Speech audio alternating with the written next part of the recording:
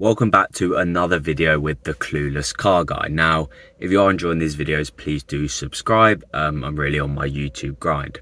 Today I've got a bit of a story about one of my old cars by Audi TTS. Now, I came across a problem on this car that no one actually ever had the answer to. So it was a problem that ended up solving itself, but was never actually diagnosed. Now, this was a suspension issue. So let me just give a bit of context. This car was a Mark II TTS with mag ride. So it has sort of, the shocks were like, had magnetic fluid in it, I believe. And you could press a sport button, it stiffened up the suspension. Generally, it was quite good suspension, but it was prone to failing. And a lot of people in the TT community would just switch to coilovers because they were very expensive to change. Like, if one of your shocks went, you were looking at 400 quid per shocks. I believe the fronts were 700 quid. And seeing as you're supposed to do two and then you got labour on top, you're basically at coilover cost at that point anyway. So I came out one day and I saw that this suspension was slumped. I put a photo up here. One side was slumped and the other side was absolutely fine. Now, the car was parked on an even surface and the drive we had at the time was full of bumps. Like I say bumps, holes. So it's now been resurfaced, but it was full of holes and you had to drive in a way to like not bottom out. So you're going through a lot of bumps and it was very harsh on the suspension. Now, I don't know if that was part of this problem, if that's even relevant, but that just gives a bit of context. And I would like to know if anyone actually has the answer to this because we never found out. Anyway, so I start researching because I tend to try and find out what a problem is myself to sort of eliminate diagnostic costs, and if it's something I can sort myself, then better overall.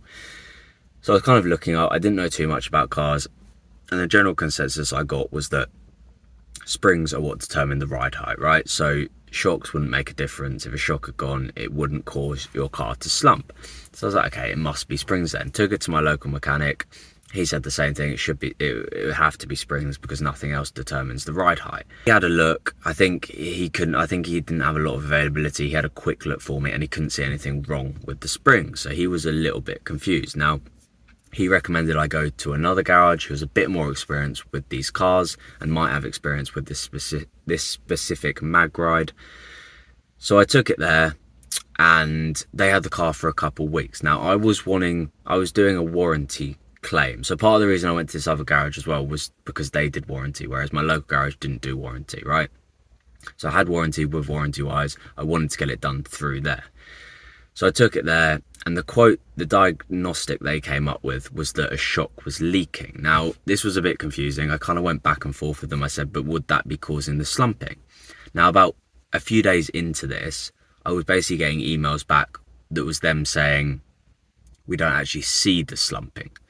Now, the person I gave it into at the garage saw the slumping. I had photos of the slumping as I showed you.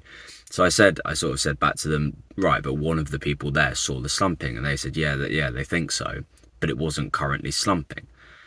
So I was generally confused. And to add sort of even more confusion to this, the shocks that were supposedly leaking were only replaced less than 6 months earlier before I bought the car. So this was also a bit confusing. I had to contact the garage that I bought the car from just to check they were like OEM shocks used and not like shitty eBay aftermarket ones. And no, they were all good. I mean, the quote was like nearly £1,000, so you'd expect them to all be like OEM. So this was quite confusing. I even called the garage that originally did the work, but the guy who did the work didn't even work there anymore. It was all trying to work out what the hell was going on. Anyway, in the end, I took the car away from this garage, and to make the story worse, when they drove the car out of their garage, there was a big scratch along my car. I said to them, obviously, that scratch weren't there before. And again, a couple of weeks back and forth with them saying they needed to look at the CCTV and stuff. I don't think they saw anything in the end. I think maybe what happened is it was parked outside and another car scratched it. But to their credit, they got it sorted free of charge. So whatever. So at this point, everything was all right, but I was kind of still in the mindset of, okay, something was a problem. I still need to find out that problem. So I drove it a bit further to an actual Audi specialist, Volkswagen Audi specialist. Guy there, lovely guy, was a little bit confused. He was going to put it on the ramp, but obviously he couldn't see the problem, and a problem that isn't there anymore is quite hard to diagnose. So anyway, he got it up on the ramps, and again, he couldn't find anything wrong. And obviously I spoke a bit with him, being a specialist. I showed him the photos. He saw that it was slumped. He recognised that it was slumped. And the only explanation that he said was a possibility was that a sort of shock had sort of, suppressed and not being able to rebound. But he said the likelihood of that is also small, and he's never seen that happen before. So I took this car away, and I generally was no better understanding of what the problem was. Never had a problem again, except from a few months down the line, and then got a mag ride light on.